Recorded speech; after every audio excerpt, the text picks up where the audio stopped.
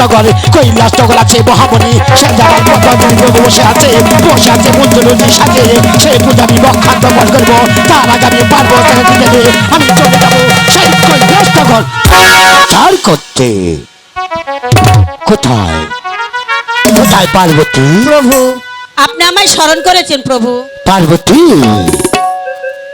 ওগো পার্বতী বলেন প্রভু আমি যে তোমাকে কেন স্মরণ করছি তুমি কি জানতে চাও পার্বতী জানতে চাই আপনি কেন স্মরণ করেছেন শোনো পার্বতী আজ দিগ্গ ভালোবাসা যাবত আমি কৈলাসনগর ভ্রমণ করতে জানি তাই আমি যাবো সেই কৈলাসনগর ভ্রমণ করতে তুমি আমাকে জলদিকার সভা নেবো তোমার আশা বক্ষণ করে আমি যাবো সেই কৈলাসনগর ধর্ম প্রচার করতে আমি যে আপনার সঙ্গে যেতে চাই প্রভু একই বলছো পার্বতী তুমি যাবে সেই আমার সঙ্গে আমি যাব মানুষের কল্যাণে আমি যাব সেই কৈলাসনগর ধর্ম প্রচার করতে তুমি কি পারো না আমাকে সব চাবি দিতে ওকে পার্বতী বলেন প্রভু আমার বড় মনে সাধ জেগেছে আমি আপনার সঙ্গে কৈলাস ভবনে যাবই ওগো পার্বতী তোমার যত সাথ জেগেছে আমার সাথে যাবে সেই কৈলাসনগর ধর্ম প্রচার করতে আমার সাথে যেতে পারো আমার তিনটি কথা যখন তামিল করতে পারো যেতে পারো সে আমার সাথে শর্ত আমি মাথা পেতে নেব প্রভু বেশ ওগো পার্বতী আমার প্রথম সত্য হলো আমার পুষ্প থেকে স্বর হবে আকাশ পক্ষে ভ্রমণ করবে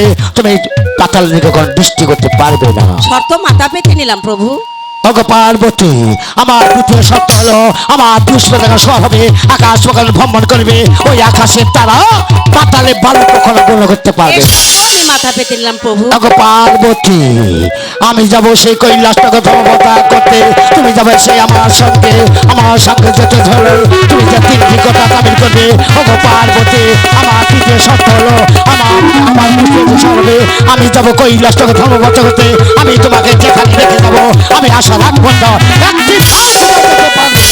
আমি মাথা পেতে নিলাম প্রভু বেশ বেশ পার্বতী এবার তোমার রাখি বন্ধন করে আমার পুষ্পটা সরাও আর বিলম্ব নয় এই মুহূর্তে চলে যাবো সেই কৈলাসনগর ধর্ম প্রচার করতে প্রভু ও কি হা হা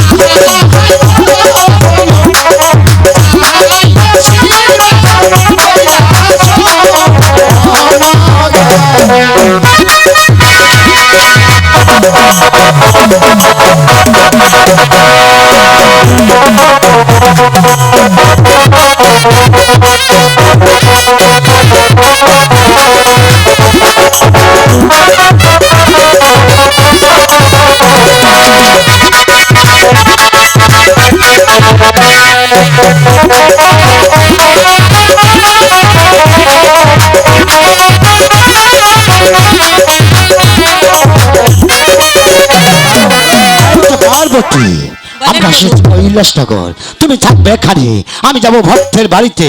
আমি ভক্তের বাড়িতে আসার জন্য একটি বার কোথাও যেতে পারবে না। আর আমি কোথাও যাব না প্রভু। মহামণি, মহামণির বাড়িতে আছো মহামণি? আপনি ওগো মহামণি, আমি এসেছিলাম কৈলাসনগর দলমা পাতা করতে। সেখানে আসার পরে আমার শরীর মন খারাপ লাগে।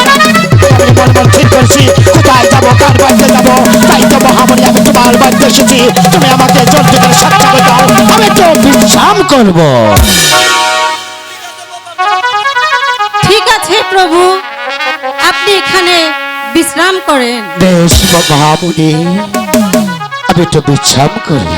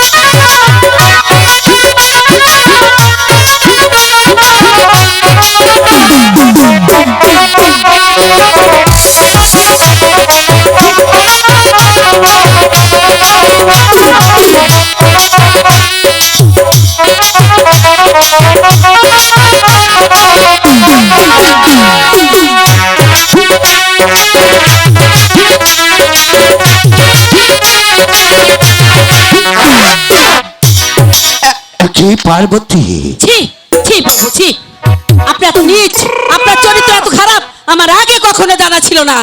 পার্বতী, তুমি তুমি আমার সাথে কথা দিয়েছিলে আমি তোমাকে যেখানে রেখে যাব, আমি আশা রাখবো তো একটি পা কোথা যেতে পারবে না। ওগো পার্বতী, তুমি এখানে কি করতে এসেছো? আমি এসেছি, আমার বড় জল পিপাসা লেগেছিল, তাই আমি জল পিপাসা মেটানোর জন্য এই কুঠিরে এসেছি।